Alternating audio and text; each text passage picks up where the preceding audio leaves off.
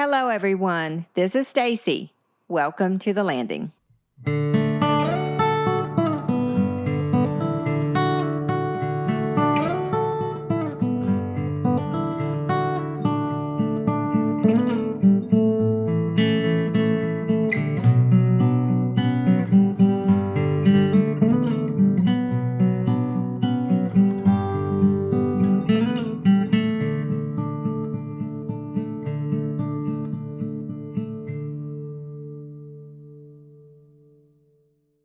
Today, I am honored to share the story of a truly remarkable woman from Western North Carolina, a dedicated teacher, a resilient survivor, and a quiet force of strength in the wake of unimaginable loss. When the recent hurricane floods swept through her community, she faced this devastation head-on, not only picking up the pieces to many close to her, but also stepping up to support those around her. Her courage, compassion, and unwavering spirit remind us of the power of hope and the human heart. Please join me in welcoming Miss Sarah Laws, my new friend, a true inspiration. Hello, everyone, and welcome to the landing. I have a beautiful new friend sitting across from me today. And before I say any more, I'm going to let her introduce herself. So if you will, tell us your name and where you're from and where you teach. Yeah, my name is Sarah Laws, and I'm in Yancey County, North Carolina. If you don't know where that is, I'm not surprised. We are on the Tennessee line, and our claim to fame is Mount Mitchell, highest peak east of the Mississippi. Come see us. I teach at Mountain Heritage High School, Earth and Environmental Science. Love it, love it. And I've been to Mount Mitchell many times. Love that area. I am sad at why we have met, but I am grateful that we have met. And, you know, there's just some folks, when you meet them, your hearts just meet in the middle. And I felt that way when I met you yesterday. So I definitely have intentions of us continuing our friendship for a long time. But thank you for pausing and for stopping to talk to us today. We would love for you to share your story with us so that our folks can hear the strong ties that we share with you and to also be inspired because your story is inspiring. So if you don't mind. Thank you. Okay. I don't even know where to start, really. It was our high school spirit week when the storm hit, and I'm in charge of homecoming court. Wow. So Wednesday afternoon, when we were hearing that we may miss school Thursday, it was all I was hearing was, how are we going to vote for homecoming king and queen? How are we going to get this pep rally on Friday if we can't be on the football field? So no one was expecting the storm that we got. I remember waking up Friday morning and just hearing trees breaking and smashing all around us. We live up on a really high mountain. It's called Fire Tower Mountain because that's at the top is the fire tower for the county. And it seemed really bad for us. We had a retaining wall in the back of our house. We don't have any creeks or streams or anything near us, but that became a waterfall, the retaining wall. And so my husband and I were out there during the worst of it, about 11 a.m., trying to just divert the water away from our house. And so it ended up forming like a river on either side. Our driveway kind of wraps around our house. Our driveway, once the storm passed, was a creek bed that was about as deep as my elbow to my hand. So impassable driveway. And our garage, which is detached from our house, had been just demolished by trees that fell. And my car was parked in the garage because I thought that would protect it during the storm. And my husband immediately got out his chainsaw and started trying to get through the part of our driveway that he thought he could get through with his truck. and we could hear other chainsaws going. We're in a rural area, so we don't have any neighbors within visual distance of us, but we could hear chainsaws. And my 65-year-old father is in the area, and I knew that he would be wanting to try to get to me. And my husband's family, both sides, multi-generational, are in the county. So that was the first thing we were thinking was, is this the worst of it? Did we get hit really bad? What's it like? In other places, cell phone signals, towers were totally down. So there was no communication. And so, my husband started chainsawing down the road, and we heard another chainsaw that seemed to be getting closer and closer. And finally, we met in the middle, and it was my dad. Of course it was. Yeah, so he had had the same idea as me. That was the first thing he was going to check on. So they met halfway and chainsawed us out. And then we got out to other parts of the county and realized just the mass devastation. Homes and buildings just completely gone. No power, no water, even in town. The wastewater treatment plant had major disruptions. There was a lot of the county that we just couldn't get to at all. We were without power for 25 days, and we have a well, so that meant we were without water for 25 days. I had an absolute saving grace moment when two of my former students, when I taught at Madison High School, they had since gotten married and have a farm in Madison County, which wasn't hit as hard, but they thought of me and brought me a generator. Oh my goodness. And they brought a guy from their church to hook it all up for us. Oh gosh. They thought of everything. They brought extension cords. And that was just so incredibly sweet. And so you didn't know they were coming? No, I had no idea. Communication. Yeah, exactly. Wow. Yeah. Wow. Like Santa Claus. It was. It really was. It really was. We were lucky because we were able to get out. There were lots of pockets within the community that were isolated and stuck, and supplies were getting dropped via helicopter. But because we were able to get out, I was able to help turn one of our elementary schools, Blue Ridge Elementary School, into a Red Cross shelter, at which point someone came in from another county and said, we have a animal truck here for people who have lost their homes and need somewhere for their pet, and we're going to leave that here in Yancey County. Oh my goodness. For the foreseeable future, who works with animals. And no one raised their hand. And then my father-in-law points at me and says, she loves animals. She teaches about animals. Oh. So somehow I got in charge of that. So I had this mobile canine truck. And that was at the shelter. People were being emergency lifted from their homes to the shelter, getting off airplanes with just their pet. That's all they had with them, and that's all they cared about. And I, at one point, had 42 animals, including bunnies and ducks and lots of cats and dogs and kittens, a pregnant cat. Oh my goodness.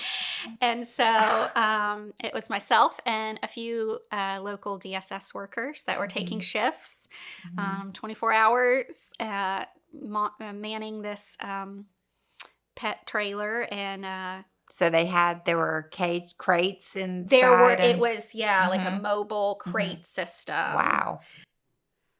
We were just so thankful for Stanley County Sheriff's Department bringing us a mobile kennel unit to house those animals. That is awesome. So you would tag them with the owner's name? Yes. And oh my goodness. And luckily, before they dropped it off, they told us, we recommend you tell the owners that they're in charge of keeping their kennel clean. Oh, good. And all that. So so they cared for that. And then, slowly over weeks, they figured out different housing situations, or their, roads were getting worked on. And so slowly people were able to move out of the shelter and bring their pets with them. So that was a type of gauge as to when things started improving slowly. You could kind of tell by the population as people started to leave the shelter. Wow. I had several students of mine that were at the shelter. Students who lost family members, lost their homes. We're a very small school district, probably about 3,000. We had 84 that lost homes. Wow. Wow. We lost a student's life during the storm. I call him my son, but my adopted nephew is 13, and it was an 8th grader that was friends with him. And I can't imagine. That was the number one question on my mind the whole time, as I saw kids who had lost their homes, kids who were out there with chainsaws and backhoes and sorting donations, just helping in any way that they can. That was the first thing on my mind, was just, I hope all of our students are safe. But I'm so proud of how much they've helped the community, helped each other, how much they desperately wanted to be back in school, because these are the COVID kids. They've experienced missing out on part of their education, and they really wanted to be back. So we were the last district back after the storm. We were closed from September 27th to November 20th, the week of Thanksgiving break. Wow. Since returning to school, we've only had one full week of learning because the infrastructure still isn't there. We still, with windstorms and ice and snow, we have limited bus routes. We're still getting power outages, students having to drive through creeks to get to school. So we've had a lot of remote days, a lot of delays, but we're making it. We're working through it, and being here this long weekend has really been helpful and rejuvenating to me, and I'm glad that I can worry about my self-care. I don't think I've thought about how I need to heal from the storm. Yes, and you do. You've got to take care of yourself. Speaking of your kids, especially you have high school age, can you tell a difference in how they interact with one another now? Is there a greater tolerance, or I definitely think so.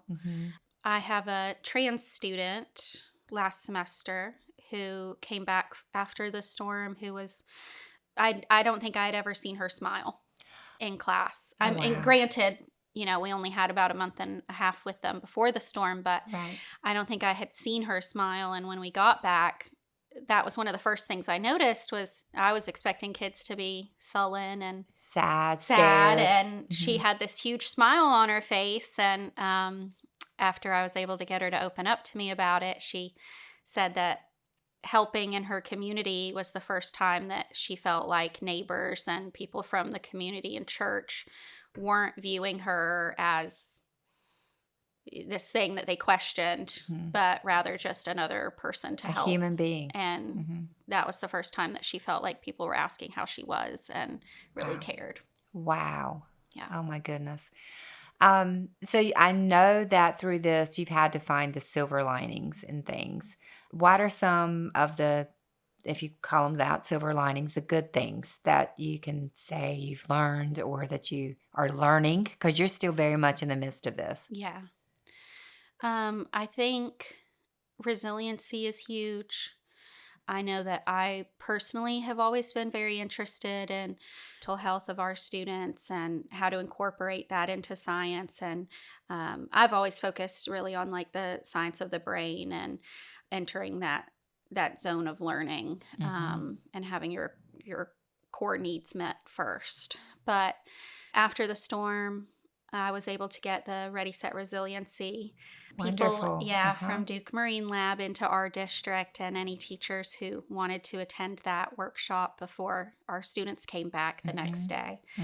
And I was really shocked, happily surprised by how many teachers and school counselors came to that. Oh, wow. From across our district. Great. Because they see maybe now more than ever the importance of mental health and how much our students do need those resiliency tools.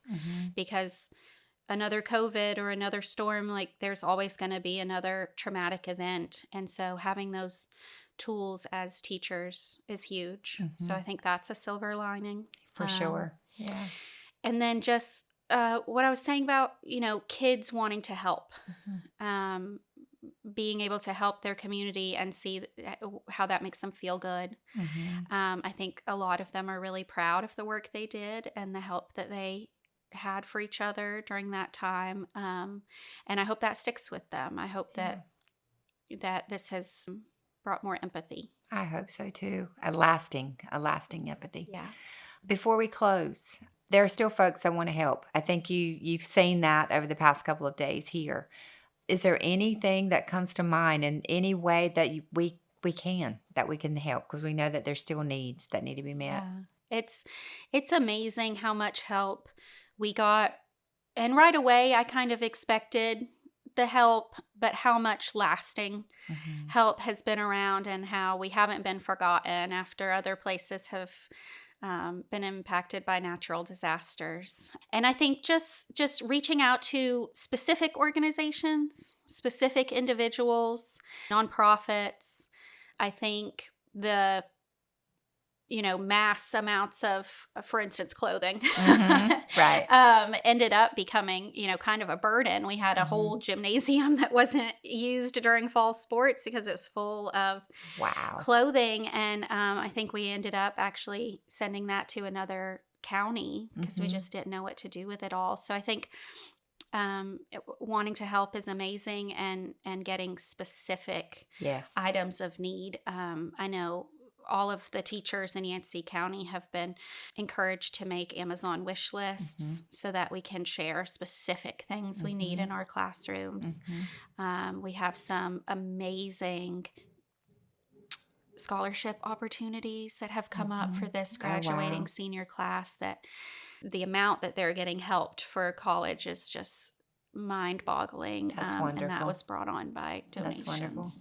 Well, that's very good advice for anyone that's listening that wants to help. If they reach out to Yancey County officials and get pointed in the right direction for specific needs, that's great. Because what I have learned is that every area was hit a little differently. Exactly. Same but different. I must ask, did the voting and the homecoming, did that ever happen? It did, yes. We were still able to crown king and queen and prince and princess, and kids got their spirit week, and good. I've definitely enjoyed our time together since. Good. Okay, that's a good thing. Well, thank you again very much, and just know that you're a blessing. You're a blessing to those who know you. And your students are certainly lucky to have you. Thank you. The following is a song shared with me by Lane Worrell Hoit following our interview at the Western North Carolina, Eastern North Carolina Teacher Exchange. This is a song that Lane heard performed at a benefit concert at the Appalachian Theater last fall.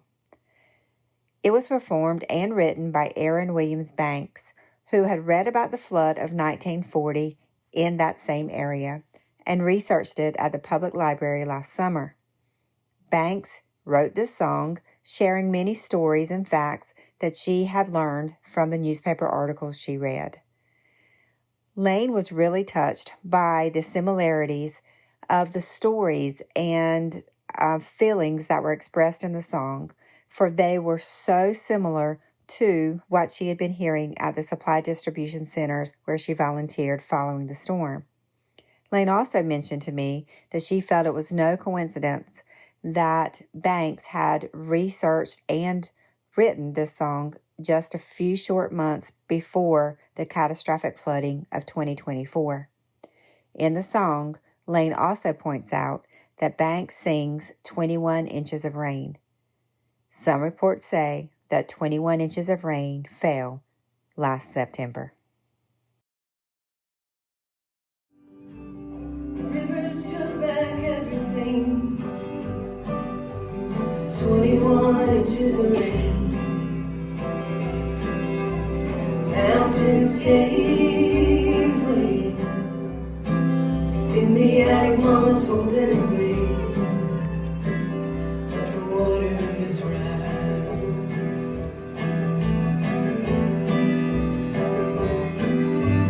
Polly Ward's house down in Cove Creek floated for 3 miles in one piece. Richard Gilliam took a clothesline, tied his house to a cedar that night. Ben Ward's sawmills washed away. His trucks were found near the Tennessee line. Like a thief in the night, the avalanche came. Took all 3 girls from Eliza Green. 21 inches of rain. The mountains gave way. In the attic, Mama's holding the name. But the water's rising.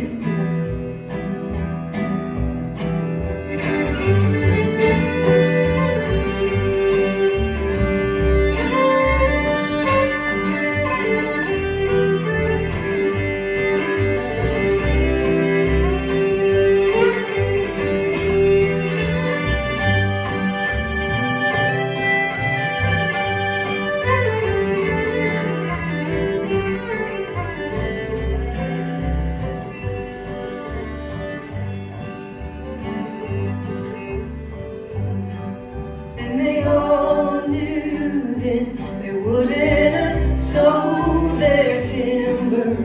The landslides wouldn't have come. Every bridge washed out by that cold, dark river would have still been there to hold them up. 21 inches of rain. Mountains gave way. In the attic, Mama's holding the babe. But the water's rising.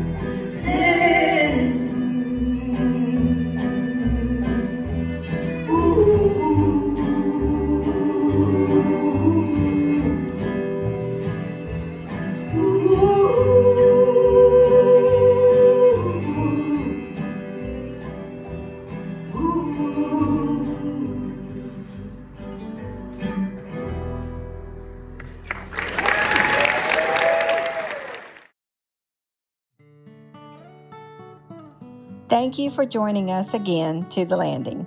This podcast is brought to you by the Core Sound Waterfowl Museum and Heritage Center. I am your host, Staci Davis Basden, and today's podcast was produced by April Davidson. Tune in again next week as we continue remembering, sharing, and learning together.